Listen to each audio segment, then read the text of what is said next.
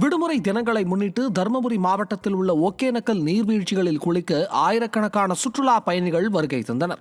வெயிலின் தாக்கம் மற்றும் விடுமுறை தினங்களை முன்னிட்டு பல்வேறு வெளி மாவட்டங்கள் மற்றும் மாநிலங்களிலிருந்து ஆயிரக்கணக்கான சுற்றுலா பயணிகள் ஒகேனக்கலுக்கு வருகை தந்து அருவிகளில் குளித்தும் குடும்பத்தினருடன் பரிசல்களில் சென்றும் பகிர்ந்தனர்.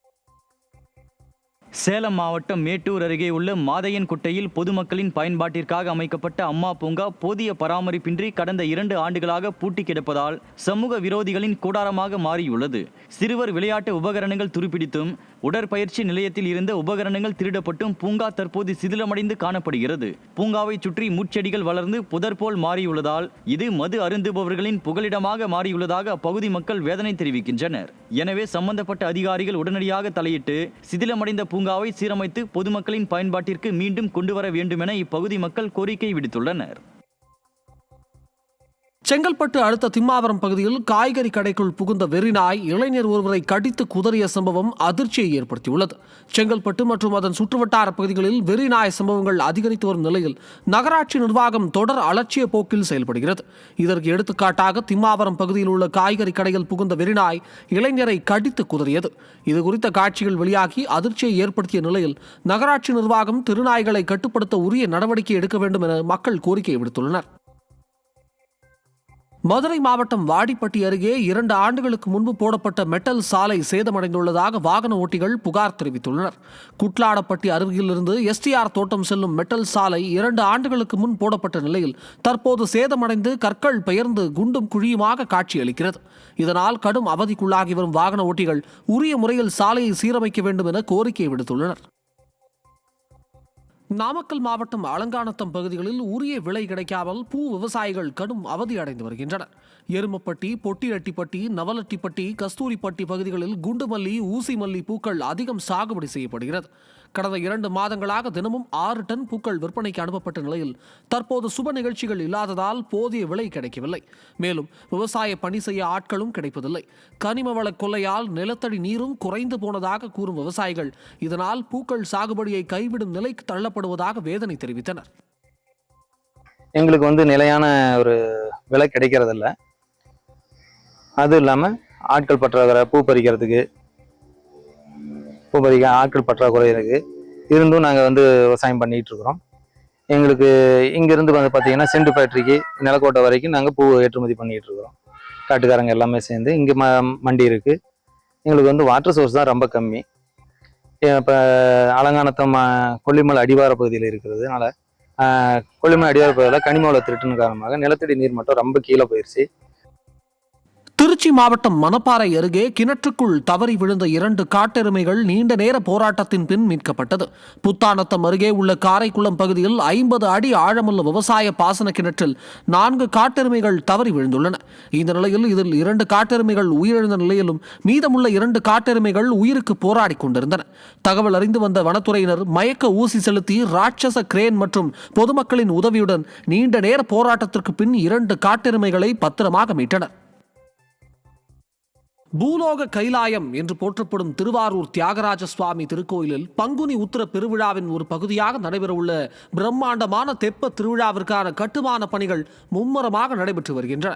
அடுத்த மாதம் 8ஆம் தேதி தொடங்கி 10ஆம் தேதி வரை 3 நாட்கள் நடைபெறவுள்ள இந்த தெப்ப உற்சவத்திற்காக கமலாய திருக்குளத்தில் 2500 சதுர அடி பரப்பளவிலும் 36 அடி உயரத்தில் 3 அடுக்குகளுடனும் தெப்பம் வடிவமைக்கப்பட்டு வருகிறது. உற்சவ நாட்களில் பார்வதி சமேத கல்யாண சுந்தரர், தியாகராஜர், கமலாம்பாள் உள்ளிட்ட தெய்வங்கள் தெப்பத்தில் எழுந்தருளி இரவு 8 மணி முதல் விடியற்காலை வரை குளத்தை 3 முறை வலம் வந்து பக்தர்களுக்கு அருள் பாலிக்க உள்ளனர். ராணிப்பேட்டை மாவட்டம் ஷோலிங்கர் அருள்மிகு லட்சுமி நரசிம்ம சுவாமி திருக்கோயிலில் சித்திரை பெருவிழாவின் 5வது நாள் உற்சவமான நாச்சியார் திருக்கோலம் வெகு விமர்சையாக நடைபெற்றது. அலங்கரிக்கப்பட்ட பல்லக்கில் பெருமாளும் நாச்சியாரும் திருக்கோலத்தில் காட்சியளித்தனர். மங்கள வாத்தியங்கள், வேத மந்திரங்கள் முழங்க 8 மாட வீதிகளில் உலா வந்து இருவரும் பக்தர்களுக்கு அருள்பாலித்தனர். இதில் ஏராளமான பக்தர்கள் கலந்து கொண்டு சுவாமி தரிசனம் செய்தனர். மயிலாடுதுறை மாவட்டம் சீர்காழி ஸ்ரீ பிரம்மபுரீஸ்வரர் கோவிலில் சித்திரை பெருவிழாவின் 5ஆம் நாள் திருவிழாவில் திருவடைச்சான் எனப்படும் சகோபுர திருவிழா கோலாகலமாக நடைபெற்றது.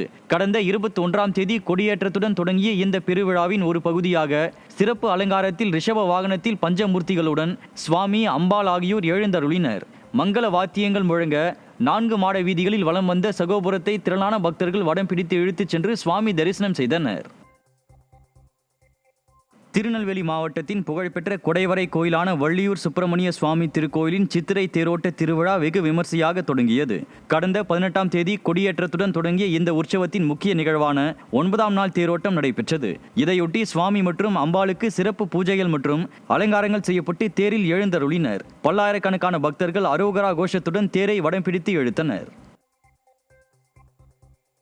கடும் வெப்பத்தில் இருந்து தப்பிக்க சுற்றுலா பயணிகள் திண்டுக்கல் மாவட்டம் கொடைக்கானலுக்கு படையெடுத்து வருவதால் நகரின் பிரதான சாலைகளில் கடந்த 2 நாட்களாக கடும் போக்குவரத்து நெரிசல் ஏற்பட்டுள்ளது. கோடை விடுமுறை தொடங்கிய நிலையில் சுற்றுலா வாகனங்கள் நீண்ட வரிசையில் அணிவகுத்து நிற்பதால் சுற்றுலா பயணிகள் தாங்கள் செல்ல வேண்டிய இடங்களுக்கு உரிய நேரத்தில் செல்ல முடியாமல் தவித்து வருகின்றனர். இந்த நெரிசலால் உள்ளூர் மக்களும் தங்களின் அன்றாட பணிகளை மேற்கொள்ள முடியாமல் கடுமையாக பாதிக்கப்பட்டுள்ளனர். மயிலாடுதுறை மாவட்டம் திரு இந்தலூரில் பரிமள ரெங்கநாதர் கோயிலில் சீதாராமர் திருக்கல்யாண உற்சவம் வெகு விமர்சையாக நடைபெற்றது.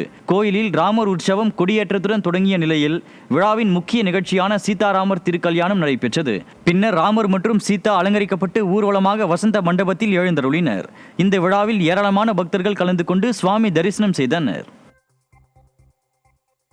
முருகனின் 2ஆம் படை வீடான திருச்செந்தூர் அருள்மிகு சுப்பிரமணிய சுவாமி கோயிலில் பக்தர்களின் வருகை பெருமளவு அதிகரித்துள்ளது.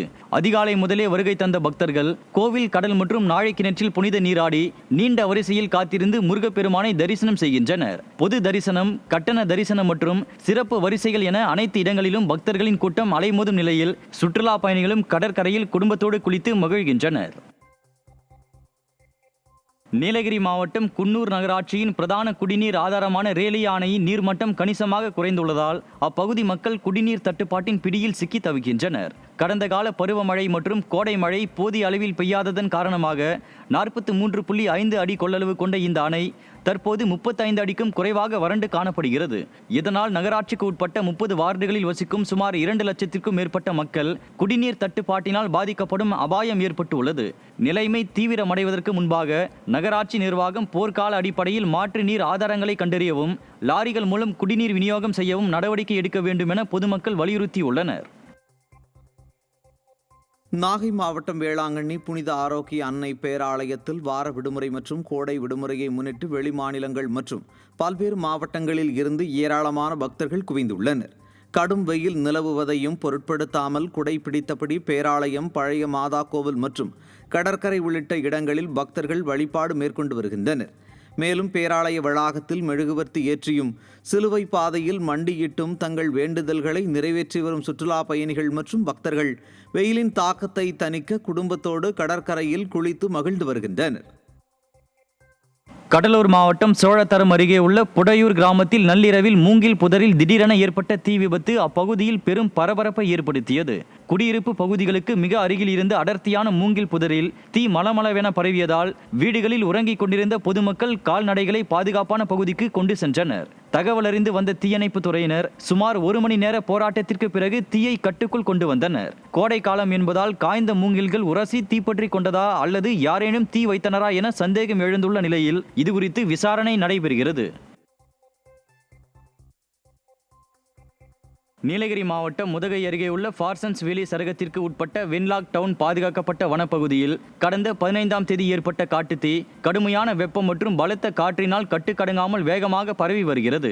இந்த தீயை அணைக்க மாநிலம் முழுவதிலும் இருந்து 400க்கும் மேற்பட்ட வனத்துறை பணியாளர்கள், பேரிடர் மீட்பு படை, தீயணைப்பு துறை மற்றும் உள்ளூர் சூழல் மேம்பாட்டு குழுவினர் என பல தரப்பட்ட குழுவினர் தீவிரமாக ஈடுபட்டுள்ளனர். காட்டுத்தீயின் தாக்கம் தொடர்ந்து அதிகரித்து வருவதால் சூலூர் விமானப்படை தளத்தில் இருந்து ஹெலிகாப்டர்கள் வரவழைக்கப்பட்டுள்ளன. இதன்படி 2வது நாளாக 2 ஹெலிகாப்டர்கள் மூலம் வனப்பகுதியின் மீது தண்ணீரை தெளித்து காட்டு தீயை கட்டுப்படுத்தும் பணிகள் நடைபெற்று வருகின்றன. தெலுங்கானா மாநிலம் ஹைதராபாத்தில் சாலையில் சென்று கொண்டிருந்த கார் திடீரென தீப்பற்றி எரிந்து சாம்பலானது. ஹைதராபாத் போலீஸ் அகாடமி அருகே சென்று கொண்டிருந்த காரில் இருந்து திடீரென புகை வந்துள்ளது. இதை காரில் பயணித்த ரகு மற்றும் அனில்குமார் ஆகிய இருவரும் காரை நிறுத்தி வெளியேறிய நிலையில் கார் தீப்பிடித்து எரிந்து சாம்பலானது. இதையடுத்து சம்பவ இடத்திற்கு வந்த தீயணைப்பு துறையினர் தீயை அணைத்த போதிலும் கார் முற்றிலுமாக சேதமடைந்தது. புதுச்சேரி மாநிலம் வில்லியனூரில் உள்ள தூய அன்னை லூர்து ஆலயத்தில் அடையாளம் தெரியாத நபர் உண்டியலை உடைத்து பணத்தை திருடிச் சென்றார். தூய அன்னை லூர்து ஆலயம் காலை வழக்கம் போல் திறக்கப்பட்ட நிலையில் ஆலயத்தில் இருந்த உண்டியல் உடைக்கப்பட்டு பணம் திருடியது தெரிய வந்தது. மேலும் ஆலயத்தில் உள்ள சிசிடிவி காட்சிகளை ஆய்வு செய்ததில் அடையாளம் தெரியாத நபர் ஒருவர் உண்டியலை உடைத்து பணத்தை திருடி சென்றது அம்பலமானது. இதையடுத்து திருட்டு சம்பவத்தில் ஈடுபட்ட நபர் குறித்து போலீசார் விசாரணை மேற்கொண்டுள்ளனர்.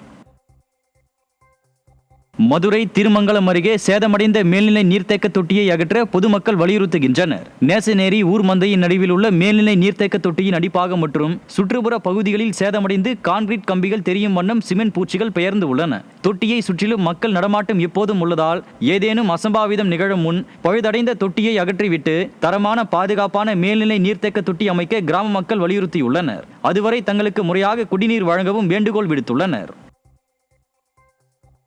இந்த நேசனரி கிராமத்துல நாங்க இருக்கிறோம். மந்த மேல இந்த டேங்க் இருக்கு. டேங்கு விடிஞ்சு விழுகிற நிலைமையில இருக்கு. பிள்ளைய சுத்தி விளையாண்டுகிட்டு இருக்குங்க. எந்த நேரத்துல விழுகும் எப்படி விழுகும்னு தெரியல. மந்தைக்கு வர்றதுக்கே பயமா கிடக்கு. அதனால டேங்க கொஞ்சம் சீக்கிரமா சரி பண்ணி கொடுங்க. கொடுத்துருக்கோம் நிறைய தடவை.